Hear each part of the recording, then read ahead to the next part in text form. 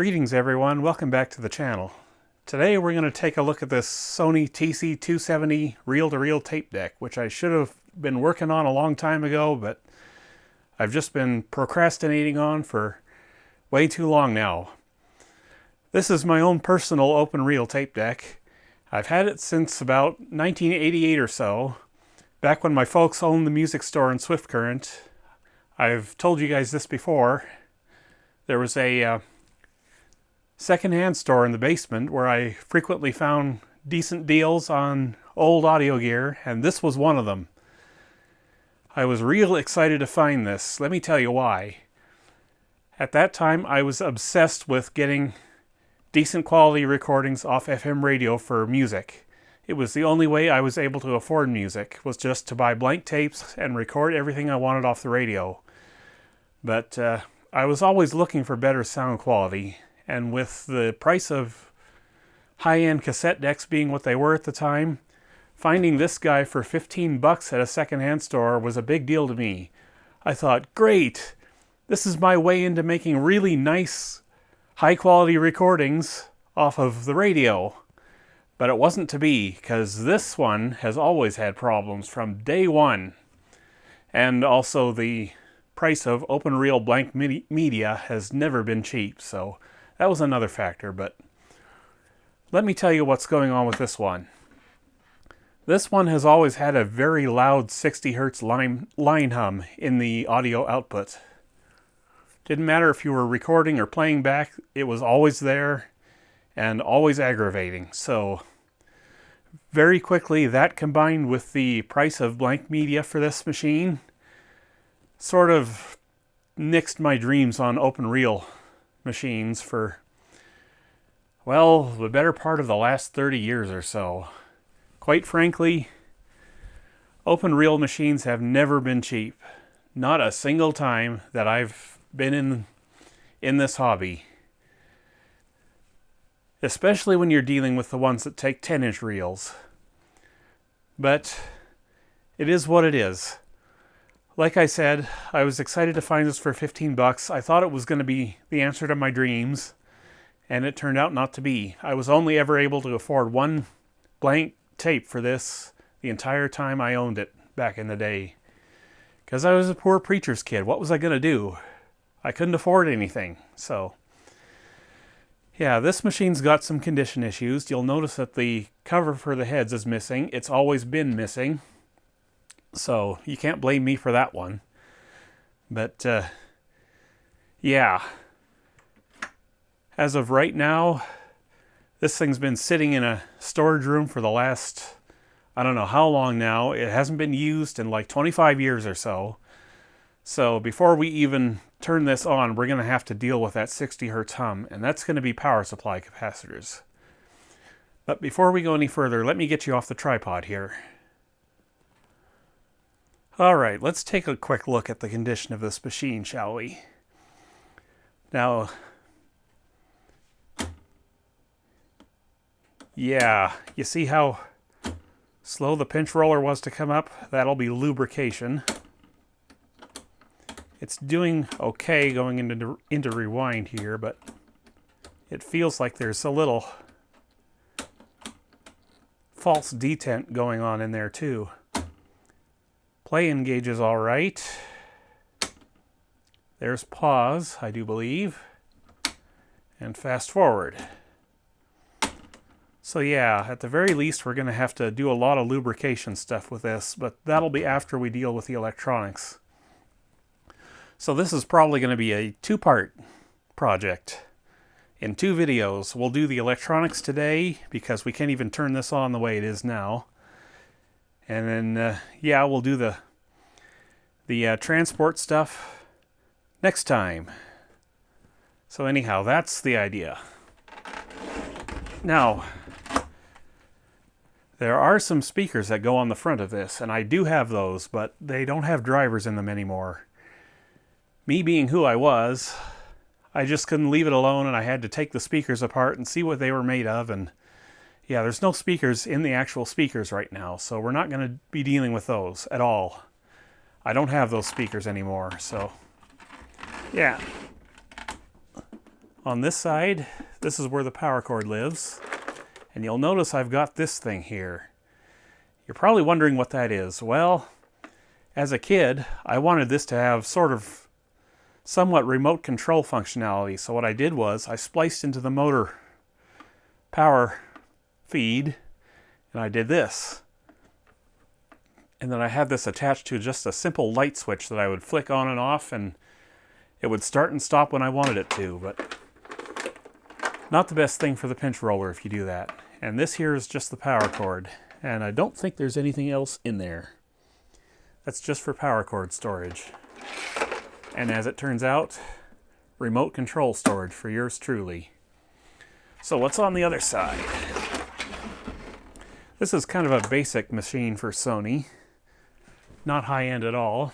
We've got speaker outputs up here, and then the line outputs and line inputs. So we should have no trouble getting this to record and play back audio for this video, or the next video, whatever I've got going on with this. So, what else we got going on here? We've got sound-on-sound capability. You can do some basic overdubbing with this. I've never used that feature. We got a speaker switch here, and we can go left channel, stereo, or right channel on here. And we're going to have to clean all these controls as well, I'm sure. But you're probably wondering why I haven't bothered trying to do anything with this machine in the past little while. Well, quite frankly, Sony made these things impossible to service, and you're going to see what I mean shortly.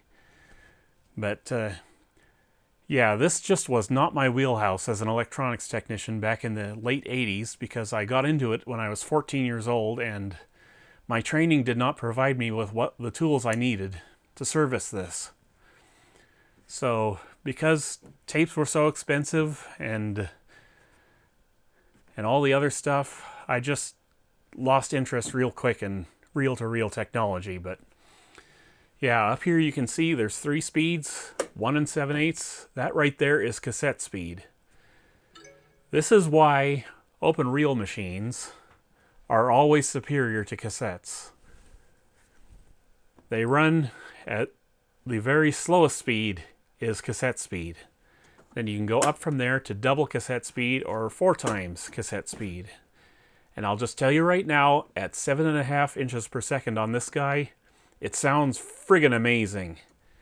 And I hope we can get it back to that point, because I really wish I could have done more with this when I was a kid.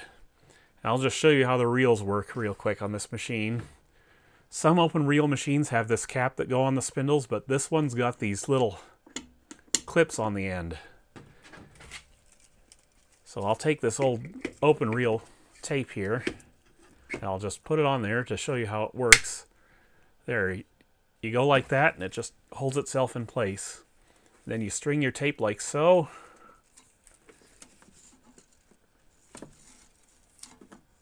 And then twirl it around, and then it's all loaded up and ready to go. I'm not going to leave it loaded right now because we got to get in there real soon and start working on it. But yeah, unfortunately the 10-inch machines are extremely expensive. They've always been extremely expensive. And yeah, this part of the audio market has never really lost value, so that's why I don't have any more open reel machines. They're still ridiculously expensive, and at this point, I will not touch another machine like this unless I've got the money to get a 10-inch machine with auto reverse. And Dolby as well. That would be nice also, because this machine's too old for Dolby. Don't know exactly when it came out, but it's ancient. And Sony had a lot of models above this, so let's see, what are we going to do now? Well, we got to start taking this apart, don't we? So, we don't need to take the cover off yet. Let me just get you on the little tripod here, so I can move this around.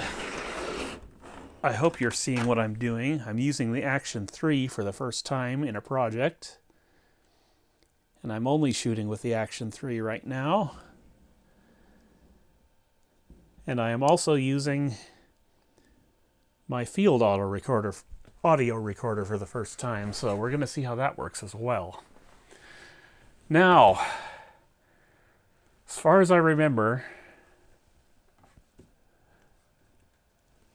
and it's been a really long time since I got inside this machine, so you'll have to forgive me, I thought these feet had to come off, but maybe they don't to get inside this thing. I do know we've got to take out some of these screws here. I remember this being aggravating to take apart because some of these screws don't do what you think they should do.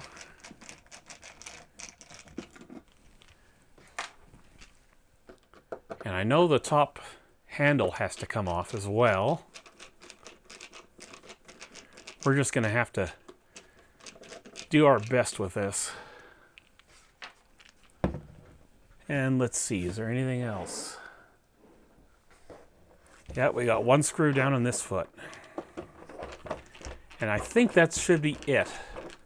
I'll just put all these screws to the side and hope I get the right ones. Now, I will go up top here. I apologize for doing this potentially off camera.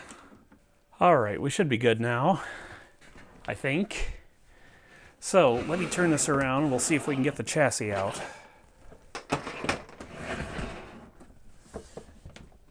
It looks like it's loose. And it is loose. This is good.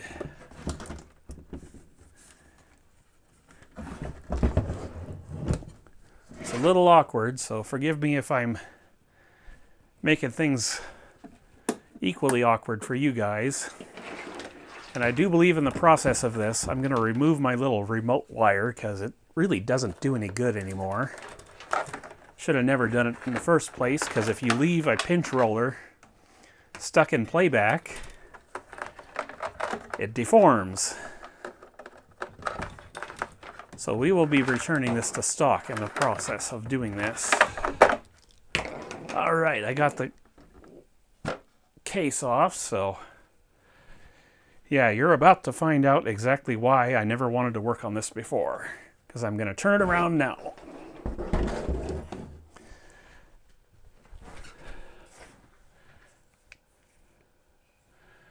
There's our circuit board. And good luck getting that thing out to work on it, because Sony has made that extremely difficult. You can see this is the audio amplifier. Output stages here. One for each channel, or one pair for each channel. There will be a PNP and an NPN, and they will be doing audio amplifier stuff. And most of the capacitors we need to replace are going to be down in here somewhere. That's likely going to be one of them. But we'll take a look at those as time goes on. And you have to be careful with this machine because there is a, don't know where it is exactly, but there is a switch in there for the record and playback stuff. I'm just working the mechanism here so you can see what it's doing.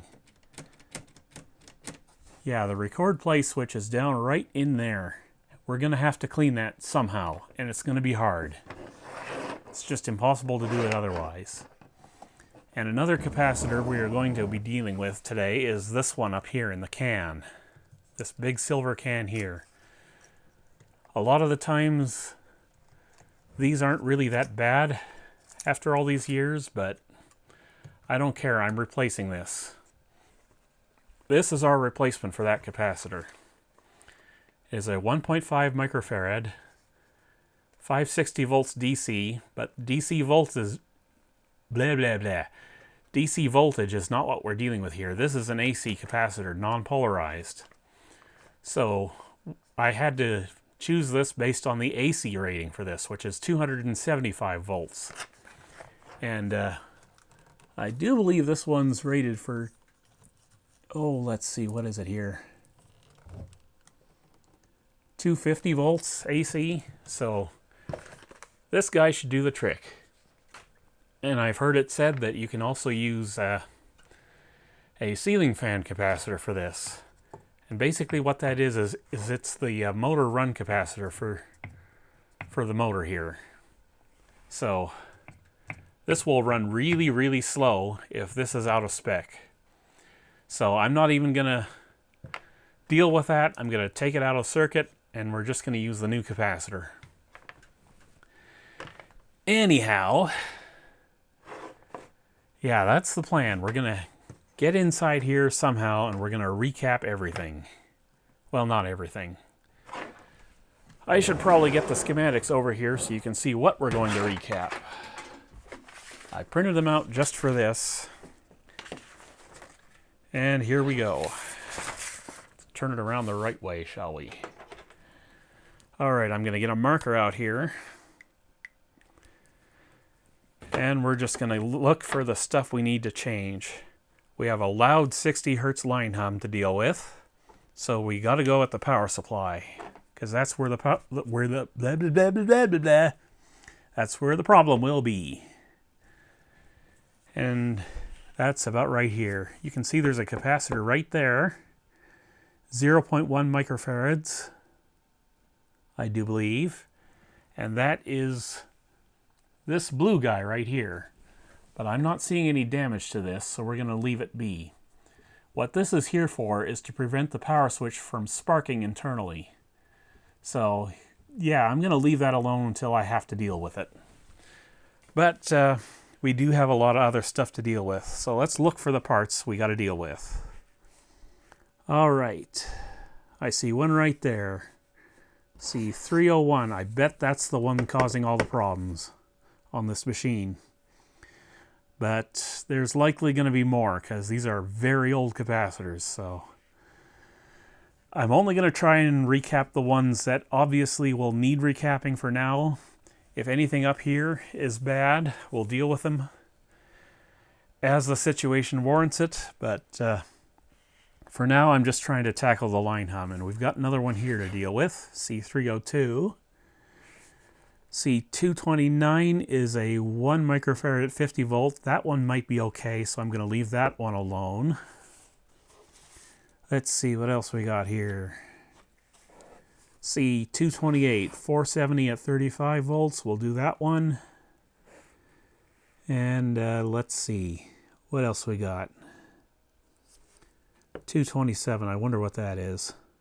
Looks like 220 picofarads or something like that, so we can likely leave that be. Now, let's see, what else? There's C226, that's 0.001, we'll leave that alone. 222, and 221, and 224. 224 is a maybe. We'll do 221 and 222. And 220. 223, I don't know if I even got a part for that. I probably did. I'm going to leave that one alone for now. We'll do the rest of these 100 UF ones. At least down here. Let's see, anything else? 214 will do. Let's see, do I want to do 209? Not right now, I don't think. This is getting into the input stages of the machine here. I kind of want to leave all this stuff alone because that's not really the power supply right there. This over here is all the power supply. This is likely where the 60 Hertz line hum is coming from, so this is where we need to concentrate. So this 10 at 50 volts, I'm going to put a question mark on that one. And on that one. And that one. Yeah, basically anything I haven't circled yet is questionable right now. I think they're all probably going to be okay. So we've got 1, 2, 3, 4, 5, 6, 7, 8 to do right now. And then 9 if you count this big metal beastie here. So let me put my Sharpie away real quick. I'll put the schematics off to the side and let me grab my replacement caps so you can see them. These will be all general purpose caps, so nothing special. Okay, here's the 470s. These are all Rubicon. I love me some Rubicon. Let's see, what else we got? 100 microfarads at 16 volts, and these are Nikon. This is the film cap for the new motor run capacitor. Forget what I went with on this. It's a Kemet of some sort. And these here, Rubicon 220 at 50 volts. And what do we got? More Rubicon 1000 microfarad 35 volts. So I don't know if these are all of them because I had them combined in the same order as the order with the console stereo. So if I find stuff I need to replace that I can't find in this pile, I'll just go back to that box and look for them. All right, first things first, we're going to get rid of this nasty old masking tape I used for insulation on these wires. And we're just going to rejoin the yellow wire back to its little companion up there. And yeah, you can see what kind of work I was doing back when I was a teenager, because that isn't even soldered.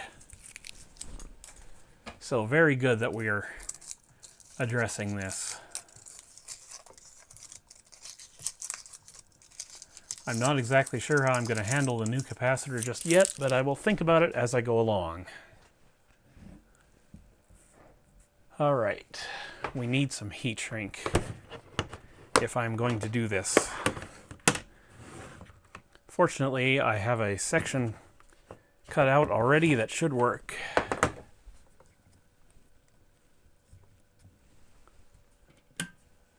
Probably be good if I turned on the iron too, wouldn't it?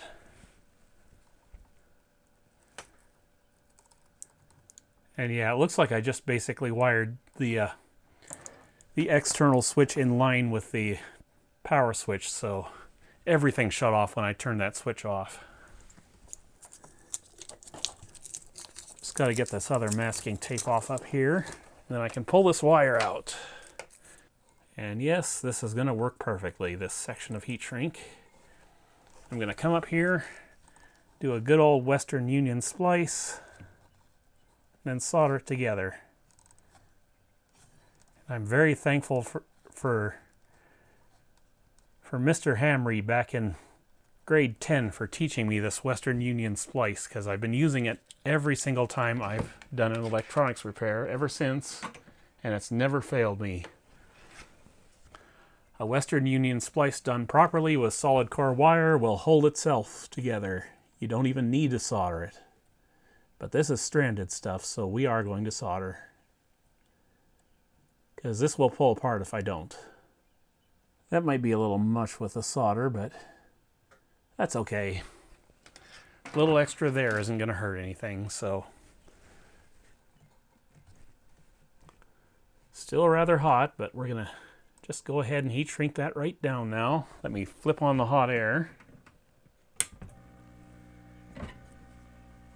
This is basically all I use my hot air for these days, is stuff like this, because I do not like to deal with surface mount stuff very much anymore. I used to do it all the time back when I was doing power supply reviews, but surface mount stuff is aggravating and I just don't like dealing with it. All right, that's that done. All right, now, this capacitor. How to deal with this. Not so easy when you've got this crazy little cover in the way. It's just impossible to deal with some of the stuff in here. They were not thinking about servicing these back when they made this.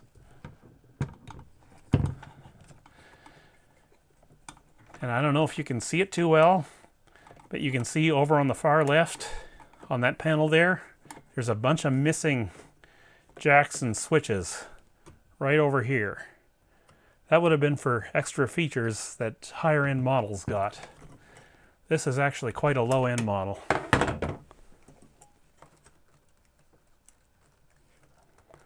All right, out you come, Mr. Capacitor. So I think what I'm going to do is I'm just going to cut this out completely, and we'll just zip tie the new capacitor down in here somewhere. Yeah, that's what we'll do. Let me find my snipping tools, if I can find them. They're down here somewhere. And I should mention that when we get to the electrolytics down in the audio section here in the power supply, as I change them out, I'm going to take the old ones out and we're going to check them on my El Cheapo tester here, and we'll just see how bad they are, really. Because I would like to know exactly which ones are causing the problem. So, I suppose we could probably test this one too, but I don't really see the point.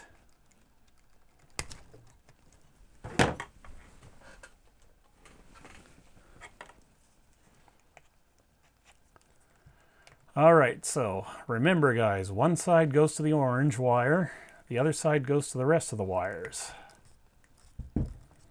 Sorry to bump you there. I'm not used to filming with this Action 3 at all.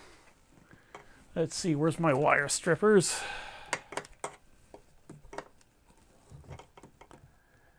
I'm actually finding I'm having to get way too close to the action with this camera, so I may not do it this way in the future.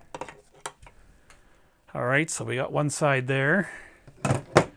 Where did I put the new capacitor? And I hope this works, otherwise we're going to have to put the old one back in. It should. I don't see why it wouldn't. Heat up the iron again.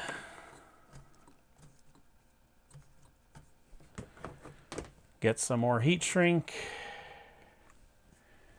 And I'm going to use a big section on this because we're dealing with line voltage here. And again, this is the double wall heat shrink, so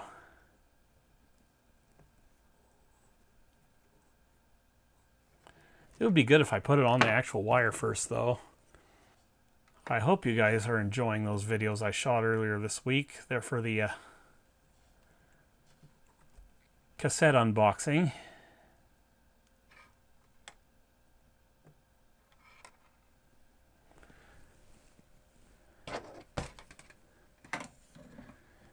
And yeah, I probably shouldn't have done all 4 of those videos in 1 week, but I did want to get them done. Actually, let me just trim this like so.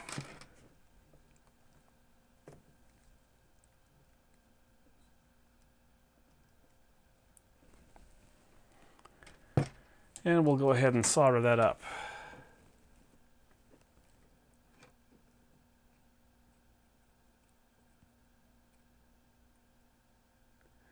So yeah, it's much easier for me if Sony didn't use a multi-value cap for this.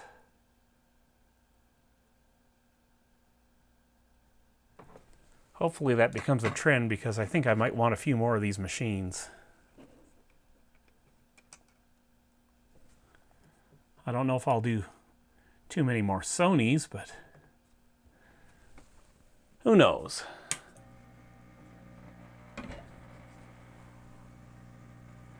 These Sony machines will basically last forever if you let them. They're extremely well built.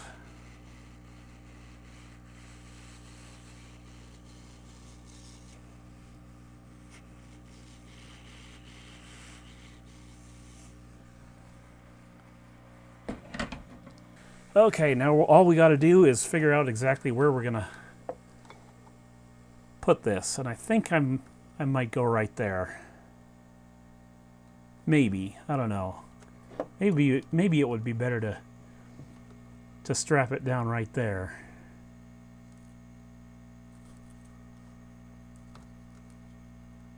Either way, I think it would work, but I'm not going to do that just yet because we need to get down in here and service that stuff. And it's been so long since the last time I was down in there that I can't remember exactly how to do it. Ain't that nice? I've had it apart once before to look at, but that was a long time ago, so I don't know exactly what I'm doing.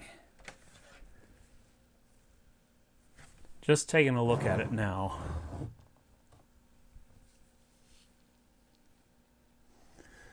Oh, there's actually 2 recording switches we gotta clean down in there. And we've got a couple of reed switches as well, right here. Well, we can hit those real quick, can't we? I'll just get my Electrosolve out here.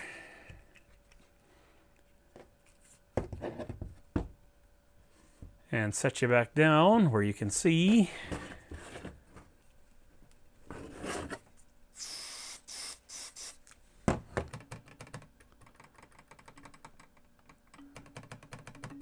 Some of these are really, really corroded after all these years. Not too surprising. Now the question is, how am I going to clean those record switches? Because I think I'm going to have to go up on the side to do this. Like so. I'll bring you up here with me. And we'll just hit those. Or try to.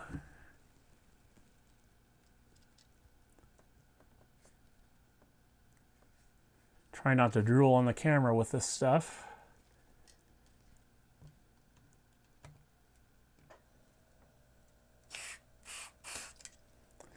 And don't ask me if this is the best stuff to use for contact cleaner, because I've always just used whatever was available. I just didn't have access to much when I was coming up, so I had to make do.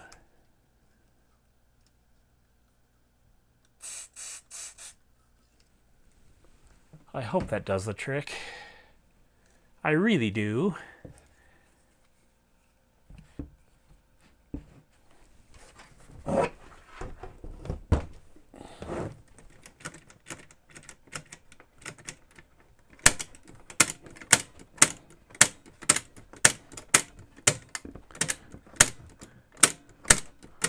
I'm basically working the 2 record switches back and forth here.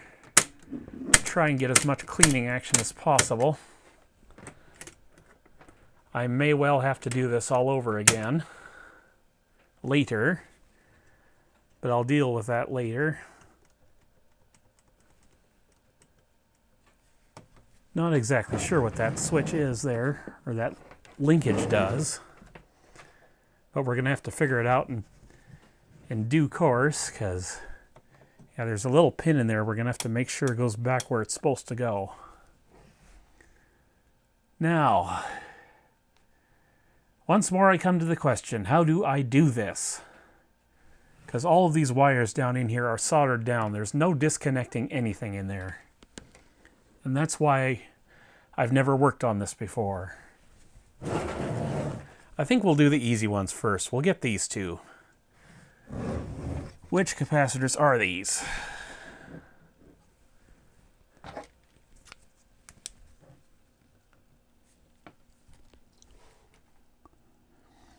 Well, this one in front is C301.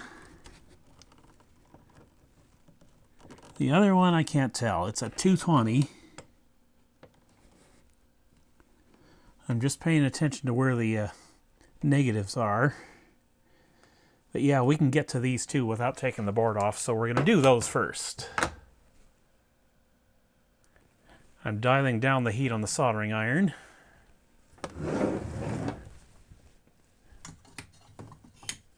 And I'm going to take my reel off the front of the machine so I can go like this.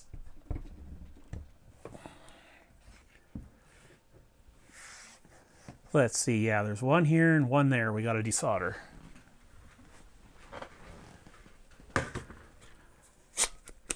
And I've got new tips coming for my solder pult, so that'll be nice, but I don't have them yet.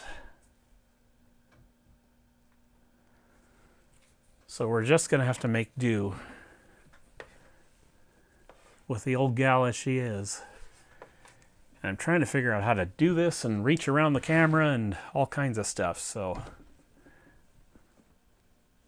hope I don't screw something up here.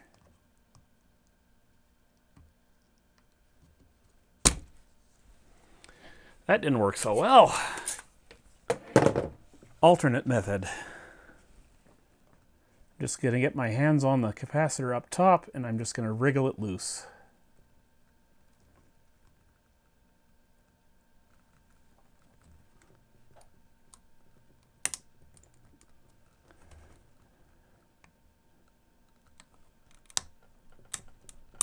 Oh, this capacitor feels like it's coming apart.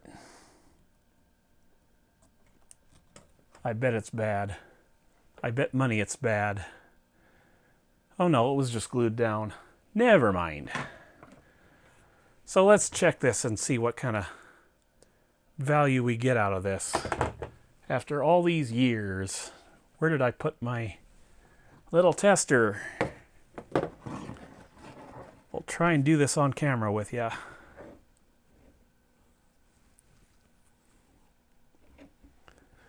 All right, first things first, I'm going to short it out to eliminate any charge that's on it.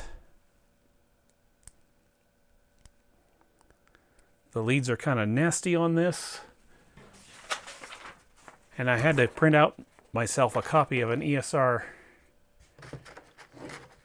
guideline table here because I'm really not used to testing based on ESR ratings because I couldn't afford that either back when I was younger.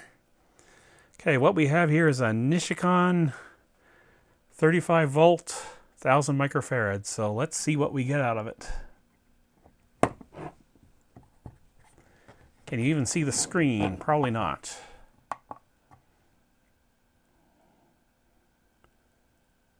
All right, what do we got?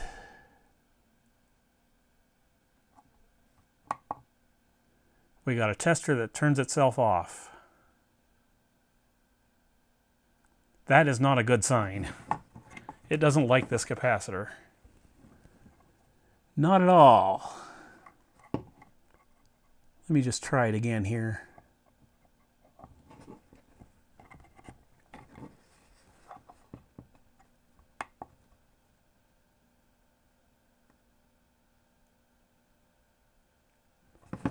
Is this thing shorted or open?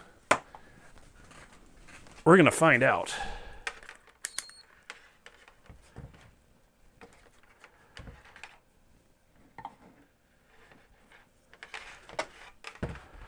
We're going to try to find out.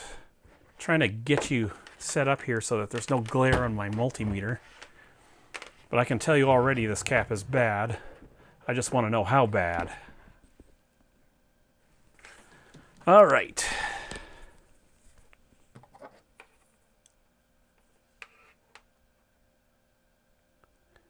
It is open.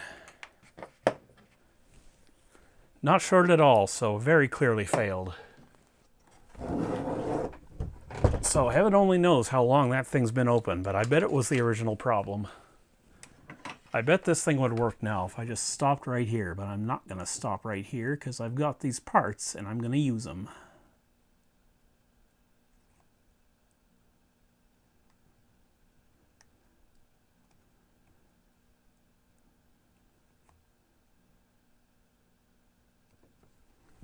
All right, that's one done.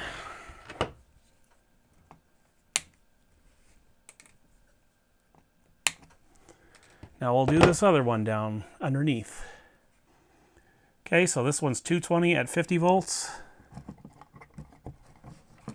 What do we have?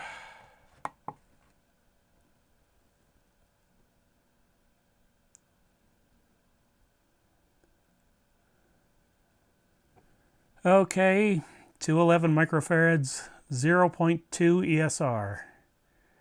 That's a good capacitor right there, I do believe. It's a little off in value, but not so much as it would make a difference. So I could put this back in there and it would work just fine. It's not bad like the other one we tested. Yeah, that's a really good result. I'm going to put that in the good pile. I don't know why I would keep it, but I'll put it there. Can't wait to hear what this is really capable of for the first time since I got it. Because I've never really heard what it's capable of. I know it sounds amazing, but I haven't heard it without that hum ever, so. Very much looking forward to that. Okay, that's 2. And the rest of them, there's a couple more at least in there. Yeah, this is going to be fun. And I'm going to have to change the battery on the Action 3 pretty soon here. So I'm just trying to figure out how I'm going to do this. I'm likely going to do the rest of them off camera, and then we'll go through and test them later. There's a couple more down in there I'm going to have to access as well. Don't know if you can see them. But yeah. And oh yeah, there's one big one down in there too, way down in there. I have to reach all of those, because I think I have to replace all of those. So, yes, fun times. So I'm going to shut you off right now. I'm going to get all these capacitors swapped out, and then we're going to test them. Okay, so I got all the capacitors done. Well, almost all of them. I decided to leave one out for now. And the one I decided to leave out was 222 right there. It's kind of a small value. I don't think it's bad, so we're just going to leave that alone. But we've got a total of 7 parts changed. Well, 8 if you count the new run cap right there. I've got it zip tied up in there. So hopefully that'll keep it out of trouble. We'll see if it flames out later. I don't know if it will or not, but we'll find out the hard way, I'm sure. So we are going to test on these, and we're going to see how good or bad they are. I just got to get my multimeter up here in case I need it. We'll get the tester. We've already checked 2. So we're going to start with 214 here. If I can find it. There it is. There's 214. I got it all marked and everything. So we're going to just throw it in the tester and see what we got after we straighten the pins. Looking at it, it's not so great, but that's glue, you got to remember. So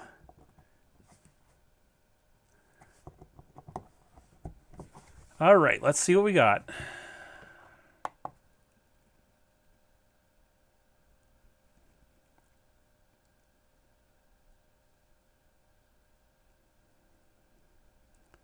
Well, we've got a capacitor at 527 microfarads and 0.1 ESR.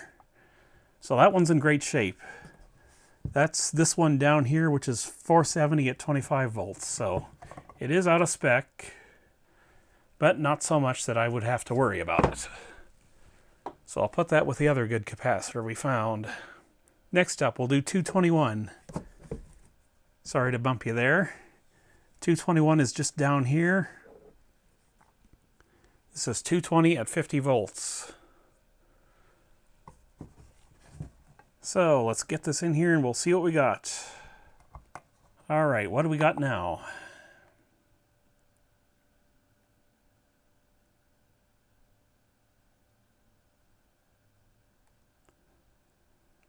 To 50 microfarads, 0.3 ohms ESR. That one's good.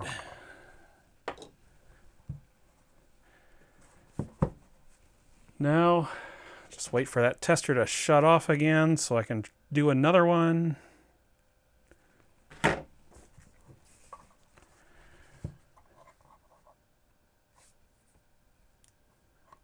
Well, maybe it'll still test if I just go ahead and throw it in there.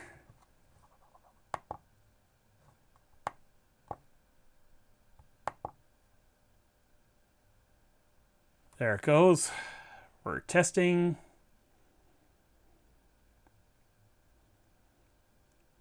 564 microfarads, 0 ohms ESR. Is this one shorted? That's a 470. Let me check and see if it's shorted. It tested as a capacitor, so I don't think it would be, but if it's shorted, we'll hear a beep followed by silence.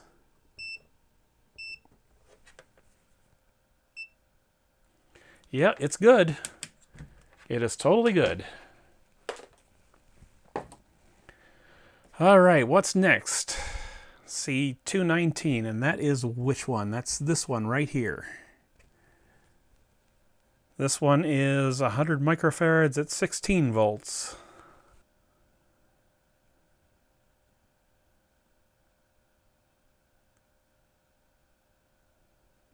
And we've got 111 with 0.3 ESR.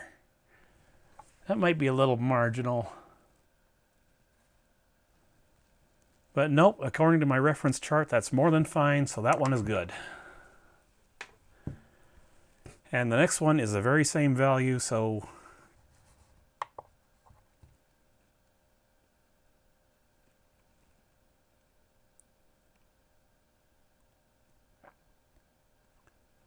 and that one is good. So we only had one bad capacitor in the whole lot that needed to be changed. And that's this big boy, which is this one right here. That one. And that was my prime candidate for causing that hum. So, how about this? I've got everything just about done here. It should be good to go now. I didn't get these switches and stuff clean, so I'm going to do that real quick. And then I'll put this back in the case and we'll power it up and we'll see if that hum is there. And we'll see what works after all these years. Kind of excited, and you'll notice that I didn't change those big capacitors way back in there. Reason being, those are in the audio chain. So those should be okay. At least they might be okay. I don't know. If we have any more problems, we'll go looking for those too. But yeah, I guess that's it for the time being. Let me put this back in the case and we'll fire it up for the first time in 20 plus years. All right, guys, who's ready for some fireworks? Theoretically, we should be good to go now. I'm hoping this will go well, but just in case, I've got the fire extinguisher on the table just off camera, so we should be all set to go. The Sanyo is turned on, speakers are hooked up, line input is hooked up, so we should be ready to see what happens. Will there be hum? Will the motor run without blowing up the new cap? We'll find out. All right, power on now. Crap, it's still humming. Oh, wait.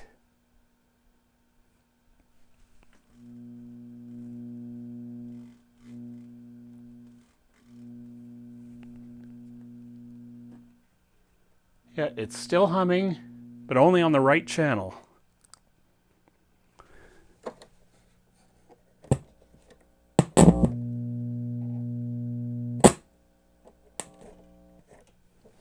Yeah, so I got to go in there and change some more capacitors. I will probably do that off camera at some point, but for now, I'm confident that we can start doing some more work with it. So I want to see how this run cap works. Let's find out.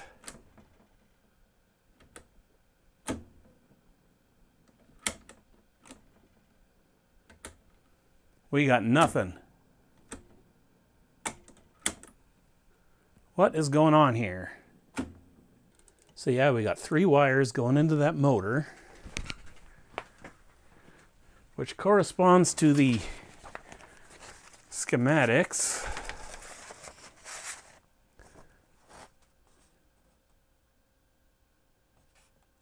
Oh wait, I'm an idiot, guys.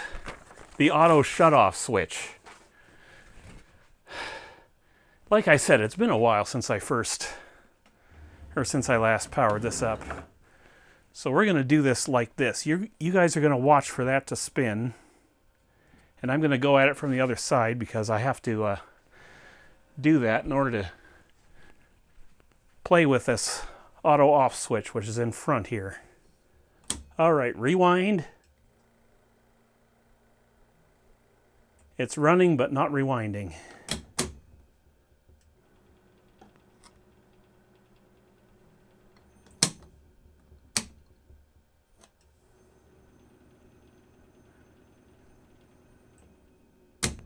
All right, clearly the transport has major problems. Sounded like something snapped in there, actually. But yeah, we have made progress. The new motor run cap is not hot.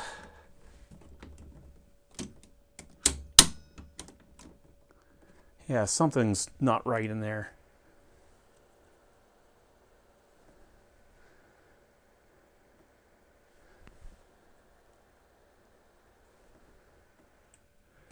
But yeah, we've made progress. I'm disappointed that that hum is still in there, but like I said, there's a lot of caps in there I haven't changed, and it would be real easy for me to find the one that's at fault here if I had an ESR meter, but I do not have an ESR meter. I could just go through and I could check everything and I could find it real easy, but I am heartened somewhat that the hum is gone from the other channel. That wasn't the case back in the day. So, yeah, I'm going to continue working on this. I'm going to change out all those other big capacitors next. And then hopefully I'll find the culprit here. I did get these recording switches a little better cleaned, so let me shut you off now and I will get back in there and I will try and figure this out. So I think we've got our problem child. It's right here. I've recapped literally this whole board now, almost. And it turned out that this one isn't so good. That's the replacement for it right here on the right channel. I'll show you where it is on the schematics. It's right there, if you can see that. So yeah, hopefully we're good to go now, because I don't have any more caps to go in this thing. Turned out that some of the ones I ordered weren't exactly right for the job. They're 25 volts and I needed 50 volts. Anyhow, I'll show you what it does on the little tester here. Let me just short it out first. Not that it matters on this guy.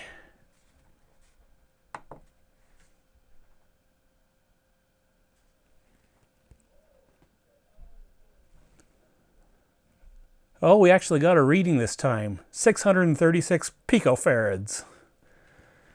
First time I tried to test it, it said no unknown or damaged part. So I think we're good to go now. We shall find out momentarily. I'm going to probably get you off this little tripod and we'll set things up and we'll test on her again. How does that sound? All right, folks, moment of truth. Power on. Do we have a hum?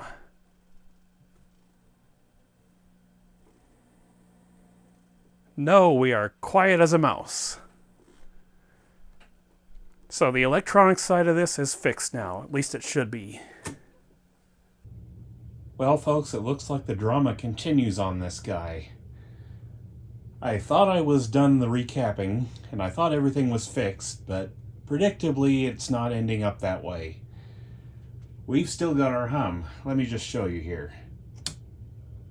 Well, let me plug it in and then show you. This thing. Irritating, I'll tell you what. Okay, so I'll turn up the volume here. You can hear that, can't you? And it's all on the right channel again. See, I'm panning over. All the way left, nothing. Dead quiet.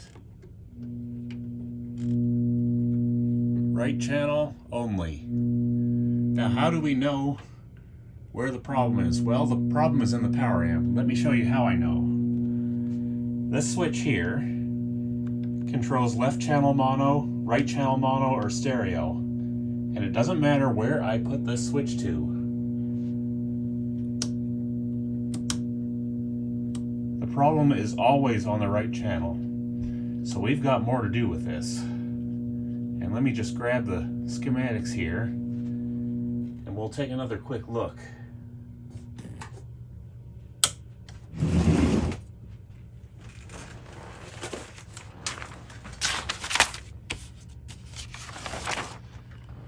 Okay, so when I ended things last time, this was the capacitor I thought was the problem, but this cannot be the problem. Reason being, this is in the preamp, and the preamp is not a problem on this unit. No, the problem is the right channel power amp, which is this area right here.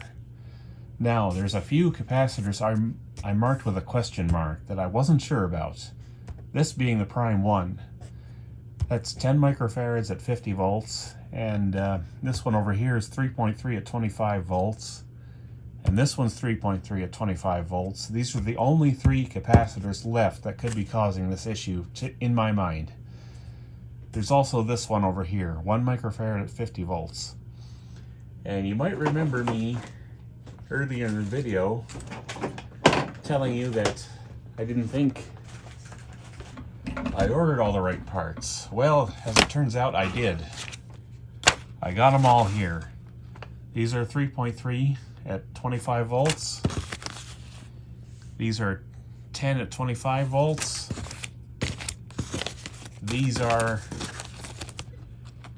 the 10 at 50 volts I thought I didn't order. And these are the 1 at 50 volts. So here's what I'm going to do. I'm going to finish entirely recapping the right channel, and then I'll come back and I'll tell you which capacitors, if any, measure bad of the ones that are remaining. And then after I shut you guys off, I'll go ahead and I will do the entire left channel as well, because I'm not screwing around with this anymore. This is going to either be fixed or it's going to have further problems that I can't fix. So yeah. It could be we've got some issues with the power transistors on the right channel, but I seriously hope not, because I don't know if you can even find those parts anymore. So I'm going to shut you off, and I'm going to do this entirely off camera. So I'll be back with you shortly, I hope. Okay, so all right channel capacitors have now been changed, at least the electrolytics, and I did find another bad one, but first, before we get into that, let's see if we got any reduction in hum. Power on, and I'm going to crank up the volume.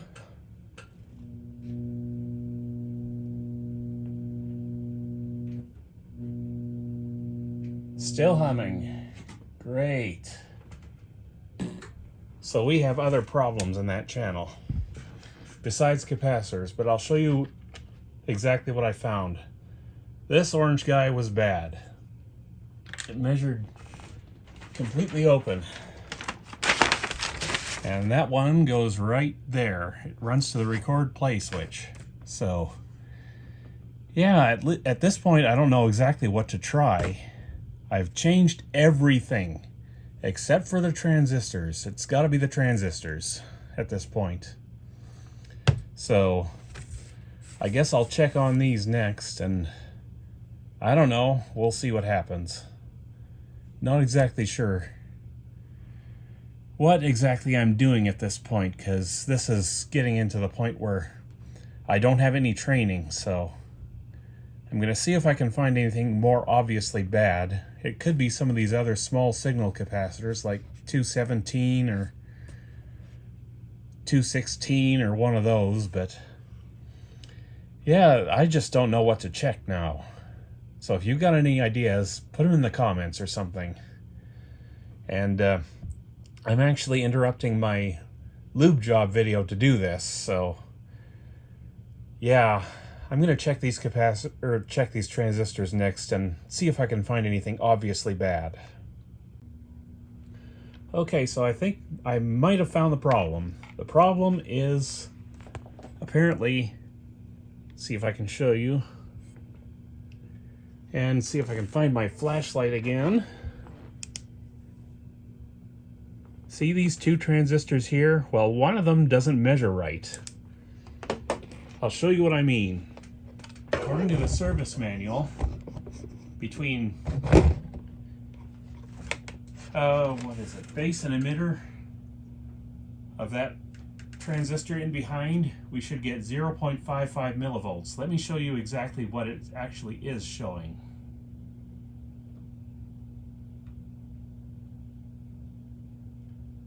Negative 19.75 volts. That's not right. So, I think we've isolated our problem down to those two transistors. I don't know what the other one is supposed to measure because it's not in the service manual, but I've found postings online of similar issues with these when it comes to those particular transistors. So I think we're probably going to end up having to replace those, but I'm going to do a little bit more checking yet. I'll see if any of those resistors are problematic that feed those transistors, and we'll see. But yeah, that one back in behind is not measuring right. The power transistors for the power amp, they're fine as far as I can tell. So I'm going to do some more checking. We'll see what we can find. Okay, so status report. I desoldered one leg of a bunch of these resistors down in here and did some measurements, and I can't find a single one that's actually bad. I even went so far as to test this one back here. This is for the power amp transistors, and that's good too. So at this point, I'm fairly confident that we've just got a couple of bad transistors here, or at least one bad transistor. We know this one back in behind is bad because it's not measuring right. You know what? Now that I'm thinking about it, I could swap these two around and we'll see if the voltages follow. That's a plan. Let me do that. Alright, the transistors have been swapped around. Let's see if we can get some different measurements this time. Still getting the hum out of the amp. So let's just check and see here.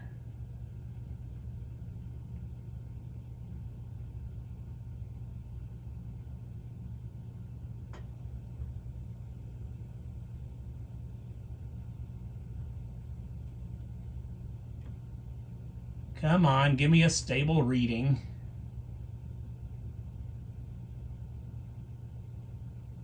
So this is a much different reading. We've got 19 or some volts out of this before.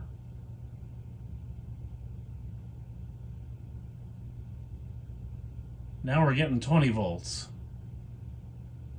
What the heck? Let me check the one that was originally in there. We're getting -3 volts. This is just strange. Let me go in and check the left channel here real quick.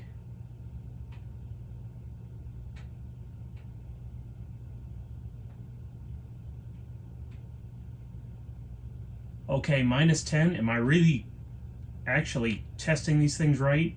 I'm starting to wonder.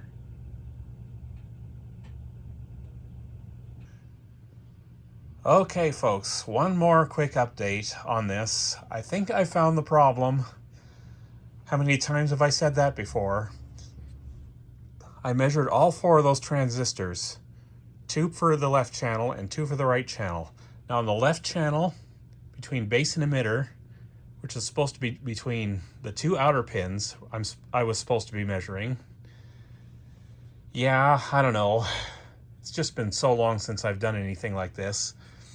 Anyhow, on the left channel, both of these transistors gave me 0.55 volts, which is exactly what you're supposed to get from those, according to the schematics. Now, when I did that on the right channel transistors, this inner one turned out to be fine. This one, not so much. I got 2.1 volts out of that guy, so this one is bad for sure. So we've only got to replace one transistor, it looks like. But yeah, I got to find one now, so let me get on that. And in the meantime, I'll go back to doing my lube job. I'm about 60% done at this point. It's taking for frickin' ever, because of course it is, but hopefully I'll have that video for you next week. If not, it'll be the week after next week, because this is taking a lot longer than I anticipated it would. So yeah, I figured it would, but even setting aside a whole week to do this is proving to be not enough time, so I'm just going to do what I can here. We'll fix this in part 3, and yeah, that's about all I can do. Meantime, see you next time. Take care.